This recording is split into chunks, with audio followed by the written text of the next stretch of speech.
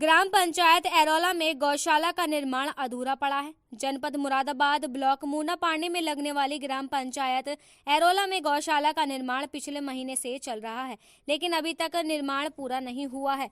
ग्राम प्रधान विजय लक्ष्मी पति अविनाश चौहान ने बताया कि निर्माण अभी अधूरा पड़ा है, लेकिन क्षेत्र में आवारा पशुओं से किसान काफी परेशान हैं, जिसकी शिकायत क्षेत्र वासियों ने ब्लॉक अधिकारियों से की थी। इसी बात को संज्ञान में लेते हुए ग्राम प्रधान विजय लक्ष्मी पति अविनाश चौहान द्वारा क्षेत्र में घूम रहे आवारा पशु पकड़कर गौशाला में छोड़ दिए गए हैं। गौशाला में 100 से लेकर 150 पशुओं की जगह है, लेकिन क्षेत्र के किसानों द्वारा गौशाला के अंदर 300 पशु अब तक क्षेत्र के किसान एरोला गौशाला में छोड़ चुके हैं। ग्राम प्रधान पति अविनाश चौहान का कहना है कि सरकार की तरफ से पशुओं को खाने के लिए कोई भी सुविधा उपलब्ध नहीं कराई गई है। मैं अपने पास से ही भूसा और हरे चारे का इंतजाम कर रहा हूं। मेरी ब्लॉक अधिकारियों से प्रार्थना है कि 300 पशु जो गौशाला में छोड़ दिए गए हैं, उनका खाने का इंतजाम कर दिया जाए। मैं अविनाश कुमार चौहान और ग्राम प्रधान पति एरोला, ग्राम प्रधान पंचायत रनिया ब्लॉक मुंडापानी ग्राम आवास से हूँ।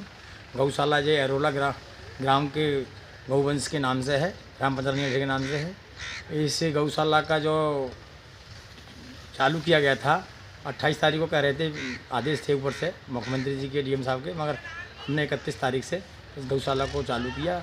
31 तारीख में ही हमारे गौवंश कम से कम 150-200 गौवंश आ गए थे। अब आज की स्थिति में 300-325 गौवंश हैं।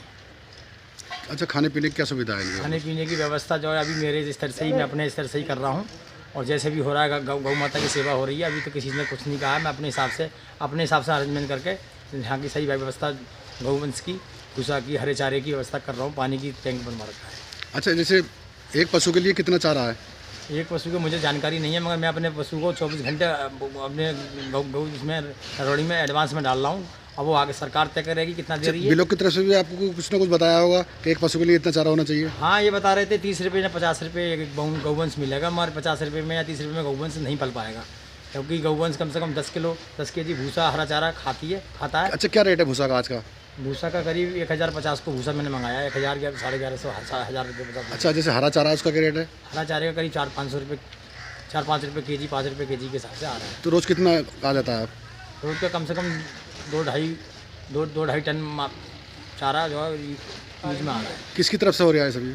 अभी तो मेरी तरफ से ही हो रहा है, मैं ही कर रहा हूँ, क्योंकि मुझे जब गौशाला बनाई है तो अभी तो मुझे इनका पालन करना पड़ेगा। हमारे ऊपर से आदेश है कि इसका पैसा गवर्नमेंट, सरकार, डीएम साहब के माध्यम से या सरकार मुख्यमंत्री के माध्यम से मिलेगा। क्षेत्रवासियों को क्या आश्वासन देना चाह रहे हैं? अपील ये है, क्षेत्रवासी जब खुश हैं, खुशियों का माहौल बना है क्षेत्र में। जो गौवंश जो आवारा पशु के जो जंगल को बर्बाद कर रहे थे, फसल बर्बाद कर रहे थे, उनसे शांति मिली है लोगों को। और इसी संदर्भ में मैंने ये गौशाला यहाँ क्षेत्र में बनाई है। इस गौशाला से बहुत लोगों को, किसानों को बहुत फ़ायदा है, और बहुत लोग धन्यवाद दे रहे हैं इसका।